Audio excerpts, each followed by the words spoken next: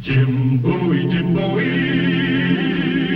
he was a bold adventuring man. Jim Bowie, battle for right with a powerful hand. His blade was tempered and so was he. Indestructible steel was he. Jim Bowie, he was a fighter, a fearless and mighty adventuring man.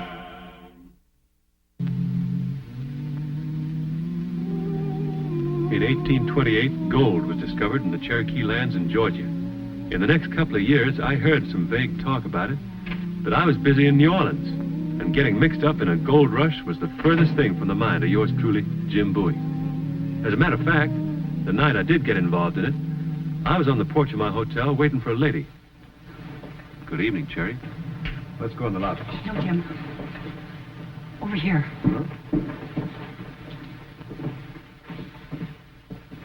Thank heaven you got my note. Wow, the secrecy. The police on your track again? No, it's worse than that. Listen carefully. And don't think I've gone loco. All right, I'll listen. Several days ago, 2 men came to my place and reserved one of my private rooms. Said they wanted to have a quiet little card game. Yeah? They stayed about an hour. After they left, I went in. They hadn't even broken the cards open. Tonight, they came back again. I went into the next room and put my ear to the door. Well, go on. What'd you hear? Jim, they're plotting to kill President Jackson. You just got to get to him and warn him. All the way to Washington? No, Tennessee. A place like Hermie something? The Hermitage. That's Jackson's home just outside of Nashville. They said he'd be there for a powwow about the Indians. What do they look like, these 2 men?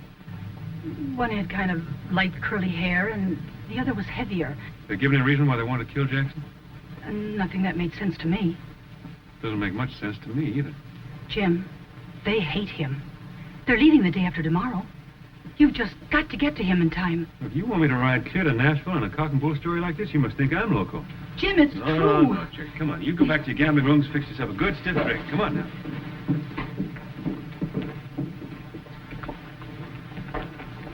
Jim. Go on, Cherry. Be a good girl. I got an appointment. Good night.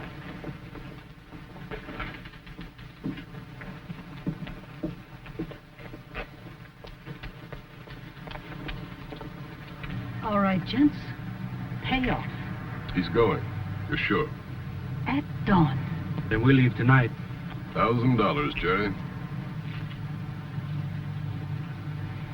The price has gone up, gents. I want 5, or I do a little talking. You won't get anything, Jerry. What?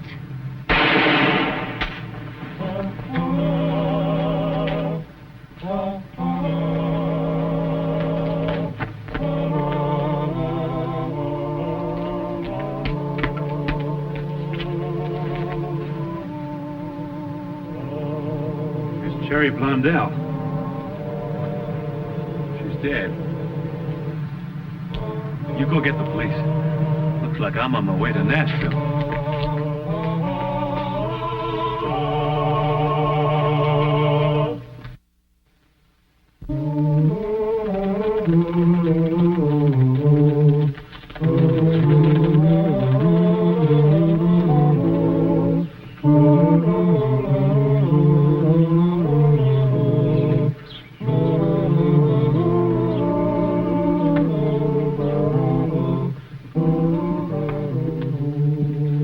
Why do we have to wait for Bowie? What if he doesn't stop here? Where else can he stop on this part of the Natchez Trace? He'll be on his guard. He won't believe me. It's the truth, isn't it? You are half Cherokee. You have been treated like a dog. He'll believe you. It's a waste of time. I want to kill that Indian hater in the White House in a hurry. You couldn't get past the gate. But with Bowie to pave the way, you'll walk right in. Straight up to your great white father. Jethro, we hate Jackson just as much as you do. You think we enjoy having our plantations taken away from us by his tariffs? You talk about dollars and cents. I'm talking about what he's doing to the whole Cherokee nation. Moving them to Arkansas. Things would be different with Calhoun in the White House. The rider's coming. It's Bowie. Downstairs.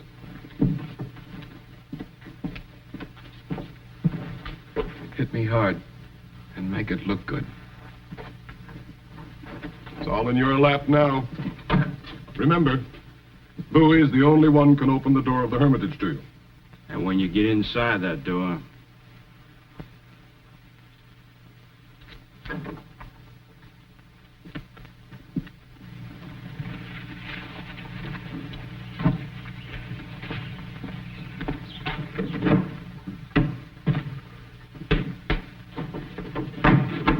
Howdy, landlord. Howdy. Ale. Draw one for me. No, you don't. That's Jethro Pumphrey. Oh? The son of old Josiah Pumphrey. Married himself a Cherokee squaw.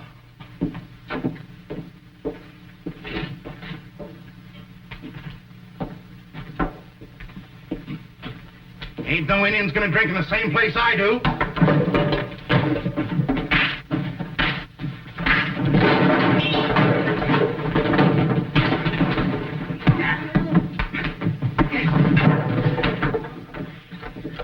Dirty, stinking half-breed!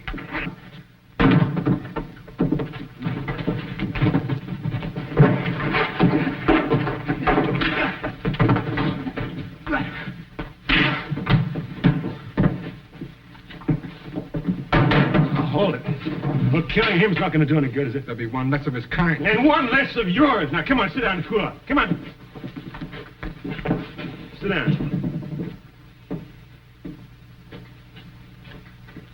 Landlord, bring Mr. Pumphrey another ale. You better get him out of here. Yes, sir. My name's Jim Bowie. I'm from Opelousas. You want to shake hands with a dirty half-breed? I got nothing against a clean one.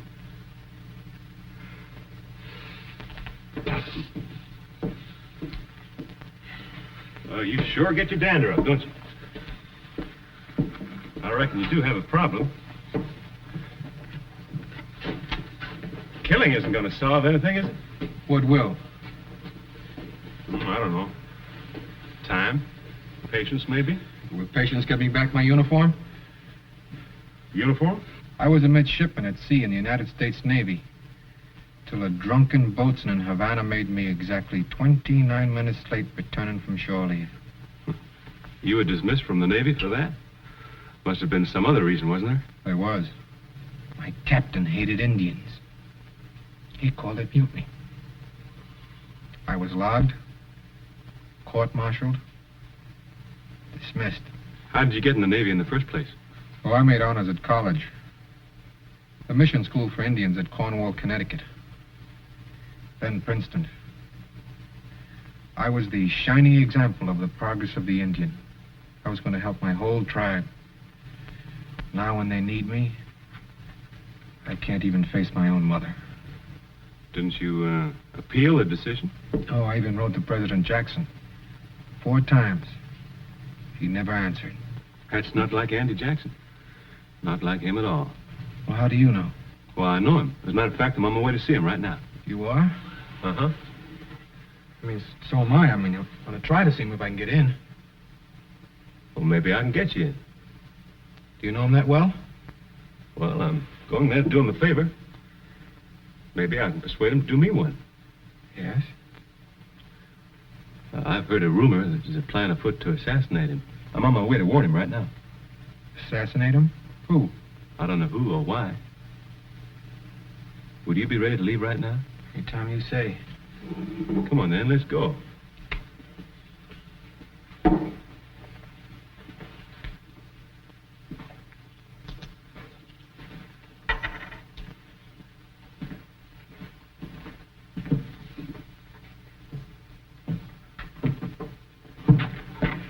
You got a horse?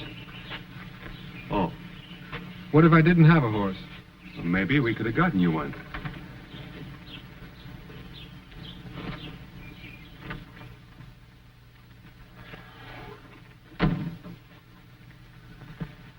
They're leaving. We saw them. Here's your money, Slater. And a little extra. Help you forget all about it. Oh, I'm very forgetful. Matter of fact, I Forgot to tell you, gentlemen, I was down in Georgia myself last month. A place called Dahlonega. You know, where them Cherokees struck gold. Gold? Yeah. And it sure got my hackles up seeing them red savages take all that money out of the ground. You gentlemen from Georgia ought to do something about that and run them Indians out and get them mines for yourself. Congress has already passed a law about it, the Indian Removal Bill. Yeah, but they got a treaty, and they're plenty smart, them Cherokees. I hear they're hiring big lawyers who may drag it out for years. It is possible. And all that time, all that gold going out. Seems to me there ought to be a faster way. For instance? Well, say a Cherokee was to assassinate the president. If that happened, them Indians would get moved out real fast. That is what's left of them. Just, how does this concern us and you? Well, I got no use for Andy Jackson, and I kind of like you gentlemen. And I dearly love gold mines. And I was kind of hoping that you'd take me to Nashville with you. You are going to Nashville, ain't you? Yes, we're going to Nashville. We're leaving now. You're not Slater!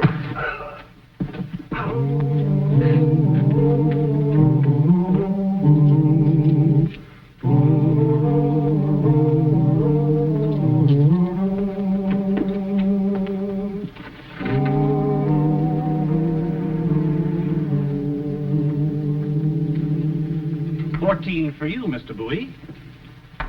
And 16 for you, Mr. Pumphrey. Has President Jackson arrived at the Hermitage yet? Yesterday, sir. The whole town's excited. I'll bet it is. Thank you. Jethro, you going up to your room, get changed and washed. I'll go see when we can get an appointment. All right.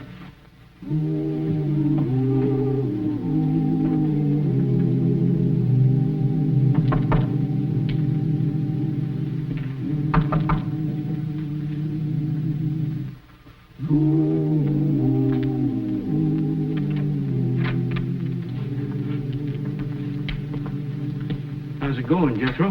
How do you think it's going? Fine. He doesn't suspect anything, does he? No.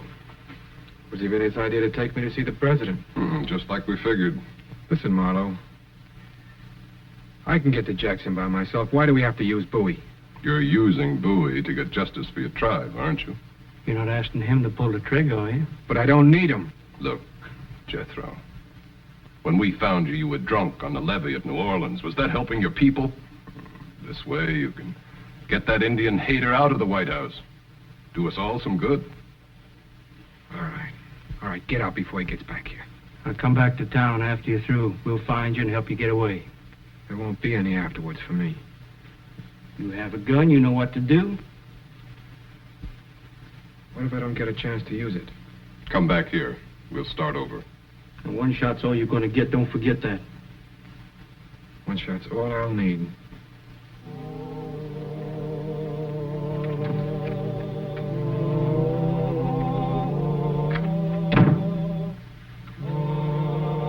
One shot's all I'll need.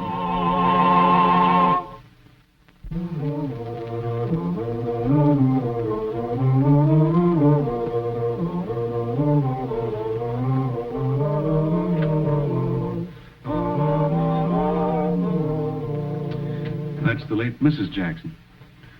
She died in this house just before he took office. The president will see you gentlemen now. Thank you. I'll go in first.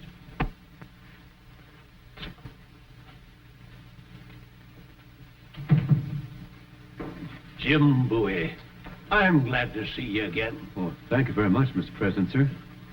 I'm afraid I've come with some very alarming news. You too? It'll have to wait. This is more important. Well, now, look at this. Did you ever see a handsomer litter? No, I didn't, sir. They're fine. They're real fine. Why, they're beautiful pups. Mr.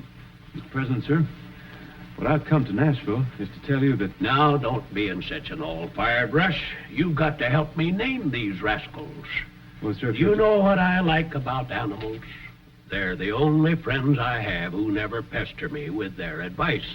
Well, this isn't advice, Mr. President, sir. This is a warning. I've heard there's a plan afoot to assassinate you. Only one? I'm serious, sir. A woman was shot to death in New Orleans just for trying to tell me this. I'm sorry to hear that. Thank you, sir. It was Monday night. There's a woman I know in New Orleans who runs a gambling house there. She came out. They've been laughing. They mostly do. When Mr. Bowie comes, it's powerful good for the president's spirits. You may go in now, sir.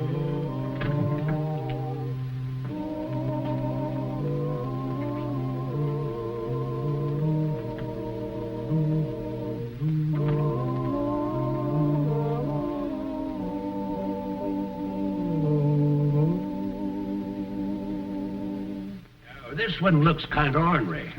Who are we going to name him after? Well, how about Sam Houston? Hello, young man. Sorry to keep you waiting.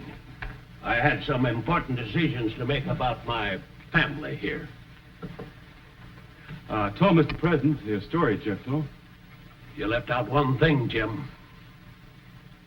This young man had to be twice as good as any other midshipman in the Navy, just because he is half Indian. That's right, sir. And he had to work twice as hard to get there, too. You've had a tough row to hoe, son. Yes, sir, I did. Confound it, you can't call a man a mutineer for overstaying shore leave by 29 minutes. Trumped up charges. That captain ought to be skinned alive. I thought you'd get fired up, sir. Fired up? Jethro, if one of my 97 assistants mislaid your letters on purpose, I'll have his scalp. I might not remember somebody like Jones or Smith or Green, but who the Sam Hill could forget a name like Jethro Pumphrey?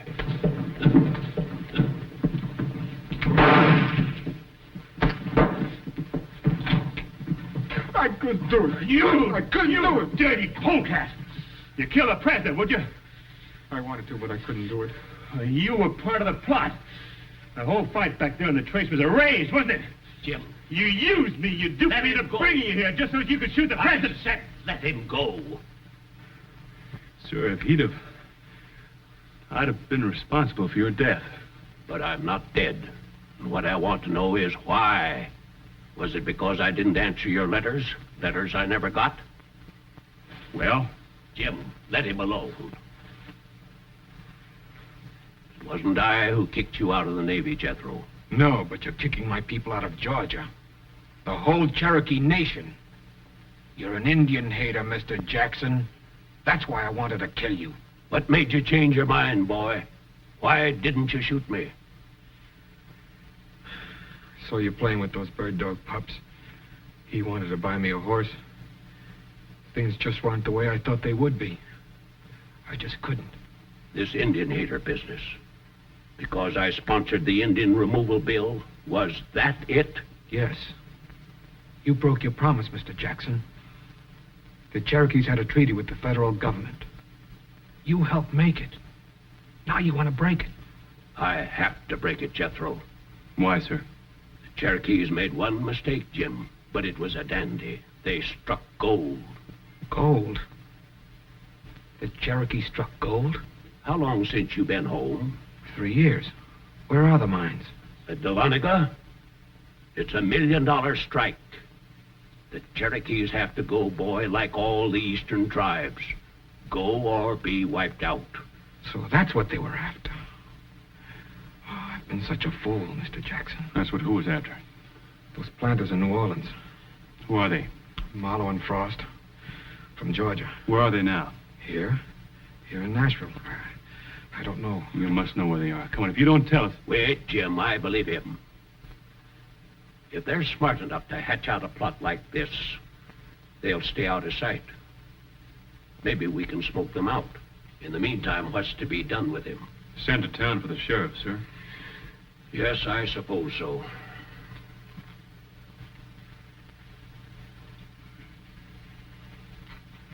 Jethro? Sir? Did these men have an alternate plan in case you fail today? Yes, sir. I was supposed to go back to the hotel. Good. You do that. Well, you can't mean that, sir. You're not going to let him walk out of here. Isn't that for me to decide? I'm the target. Yeah, but you can't trust him. Put yourself in his place. He got an education to help his people. Now when they're in trouble, he's in disgrace. This is his chance to redeem himself. Go back to town, Jethro, and if they come to you, report to Jim Bowie at his hotel. You mean I'm to wait back at my hotel, cooped up with my hands tied behind You me? always have to wait for big game. Get along, Jethro. Thank you, sir.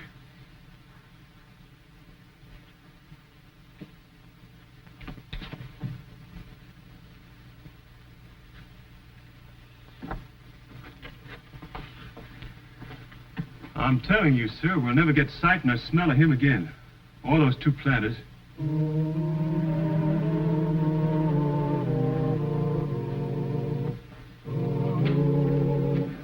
Well, this is a surprise.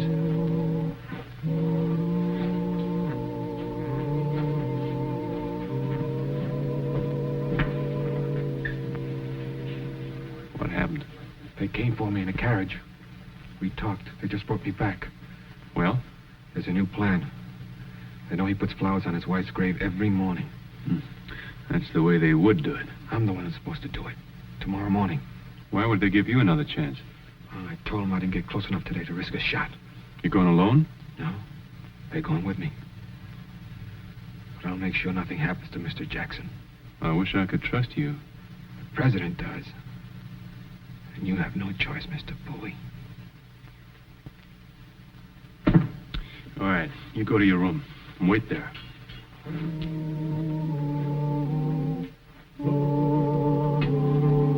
I have a little errand to run.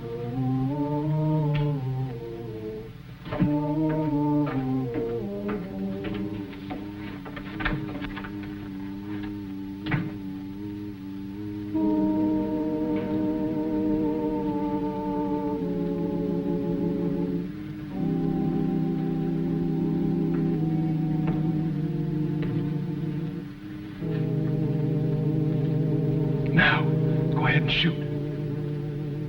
She's not close enough. Shoot her, I will.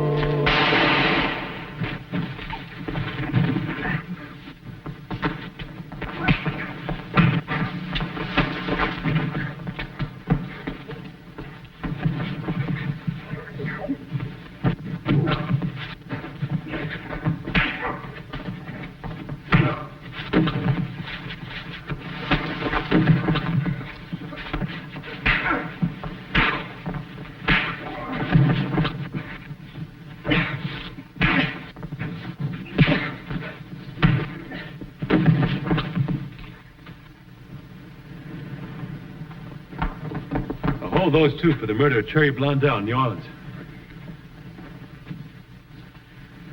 Mr. Bowie. Yeah, I had a hard time talking the president into this. Here it comes now. This fool pup tripped me when I was hunting my sword. Anybody hurt? No, sir. I'm mighty grateful to both of you. But there is one more favor I want to ask. They're starting to write books about me, but this is one chapter I don't want in any of them. Understand? Yes, sir. Yes, sir.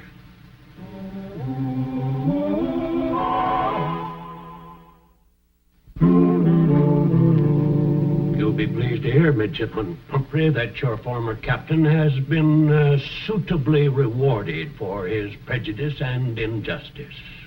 Yes, sir. Now, this is your first assignment. Go back to your people and tell them why they should go west.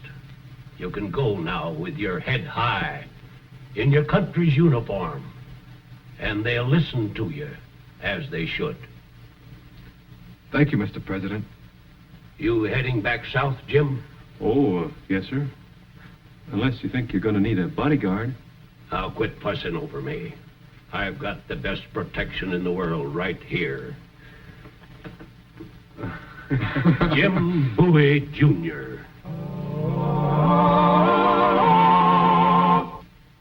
And here's the star of our show, Scott Forbes. Hello. Hope you enjoyed tonight's show. and that you'll be with us next week for another adventure in the exciting life of Jim Bowie. He fought for the rights of man. Jim Bowie, Jim Bowie, he was a bold adventuring man. Jim Bowie, battled for right with a powerful hand. His blade was tempered and so was he.